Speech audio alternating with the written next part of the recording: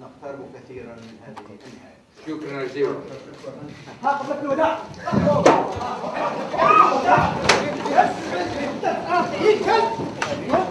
Cycling about 2.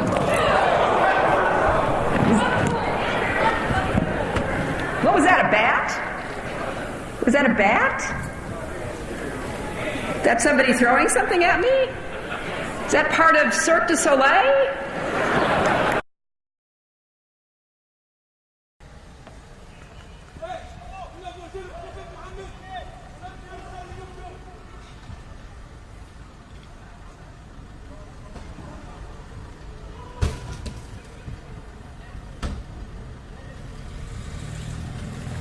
The running shoes are what set this memorial off from other memorials, other tragedies. Nobody else left running shoes like this, but hundreds were left at the memorial for the Boston bombing. And so on this platform behind me, we have about 150 pairs of those shoes. Gonna get my son some shoes. Tracy Ruth was among the many shoppers who showed up to this shoe carnival Saturday to find it closed. And like everyone else, she was shocked to learn why. It's scary, the fact that you can go into a store and someone can just come in and shoot someone down like that. Police say Friday night an employee who works loss prevention had detained someone for trying to steal a pair of shoes. He was cuffed to a chair in the back room when witnesses heard a commotion and then a bang. The loss prevention worker had been shot twice in the chest. Right now, police are investigating a shooting at MLK in Garfield. 12 News' Jason Newton is there live. And Jason, what can you see? Yeah, this is MLK in between Garfield and North. You take a look behind us, that's Playmakers right there. It's across the street. Some people may know it, right across from G's Clippers. Inside is where they sell tennis shoes and that kind of apparel. But Yeah, Scott, according to police, 16-year-old Jawad Jabbar and 2 other minors were actually after some sneakers, they say, after a special shoe release at the mall Saturday morning. The incident is still being investigated tonight, but police say the act just didn't go down the way they thought it would go down. 911, where's your emergency? There's a guy shot at the mall, big mall. That guy is this young man, 16-year-old Jawad Jabbar.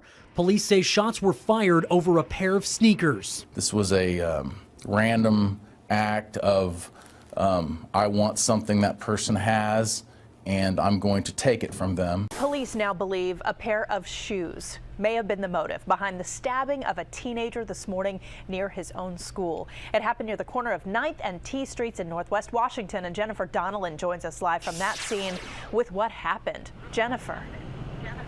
Well, Allison, we're standing just across the street from this school, and this is exactly where it happened. At the heart of this story, Nike Air Jordans. We don't know what version this teenager was wearing, but we do know whatever shoes he was wearing, the men armed with a knife wanted them badly. Teen says she was nearly killed for shoes. Ruthless robbers shot her 5 times, and amazingly, she lived to talk about this ordeal. Glenn Counts has her story in a WCNC exclusive. Well, Crystal Rowland has always been an industrious young lady. She worked a job, and she also had a little side shoe business that she used to help make ends meet.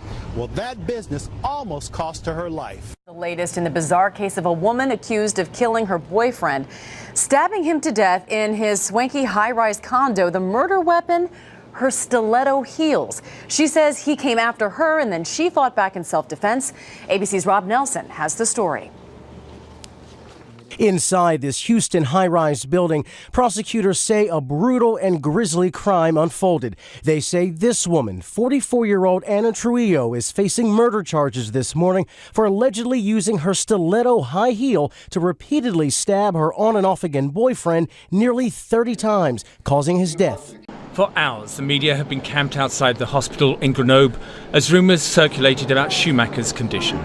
Then the head of the hospital read out a statement that confirmed many of the worst fears. Monsieur Schumacher a été admis au centre hospitalier universitaire de Grenoble à 12h40.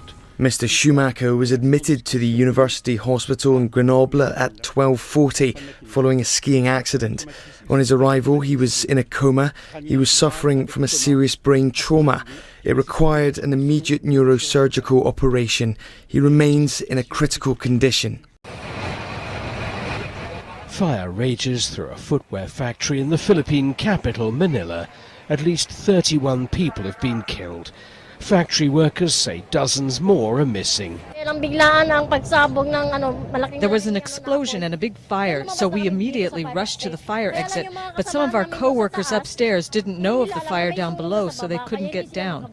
They were trapped. I believe there were 70 of them. New terror warning, and this one is a kind of flashback to a fear from the past. Acting on new intelligence, the U.S. government said airline security should be on the lookout for explosives concealed inside shoes and cosmetics. The shoe bomb warning issued for airlines in the United States may be linked to Al-Qaeda. A federal law enforcement official said recent intelligence suggests that Al-Qaeda in the Arabian Peninsula and a bomb maker by the name Ibrahim al-Asiri is linked to the threat. The Department of Homeland Security issued a warning to airlines on Wednesday to watch out for explosives hidden in the shoes of passengers. The new concerns over shoe bombs arise roughly 12 years after Richard Reed was caught on board a U.S.-bound international flight trying to light his shoes. The shoe bomb, containing a powerful plastic explosive, could have taken down a plane carrying 197 people. Here's the damage it could have caused. That terror scare in midair. A Middle Eastern diplomat was detained by air marshals last night after smoking in an airplane's restroom and joking he was lighting his shoes on fire. CBS News correspondent Bob Orr is in Washington with the latest. Bob, good morning.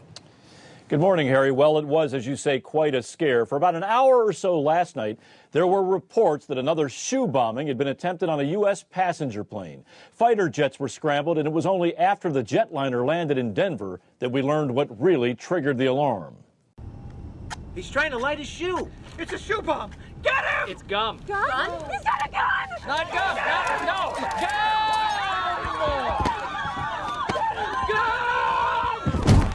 Federal Marshal, you're under arrest. Sir, I believe you've just shattered my coccyx.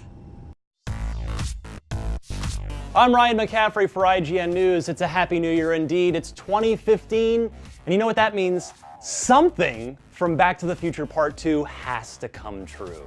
And while I'm still waiting for the hover conversion on my DeLorean, it seems we'll soon have the correct shoes for zipping around on our real-life hoverboards. According to sneaker website Nice Kicks, Nike designer Tinker Hatfield has confirmed that Marty McFly's self-lacing sneakers will become a reality this year. Speaking at the Agenda Emerge conference, Hatfield said he and his team are hard at work on the Nike mag with power laces. Though no release date was mentioned, the designer pointed out that there are still, quote, 11 2/3 months left in 2015, end quote. So it's likely we won't be seeing these until later in the year. May I suggest October 21st, 2015?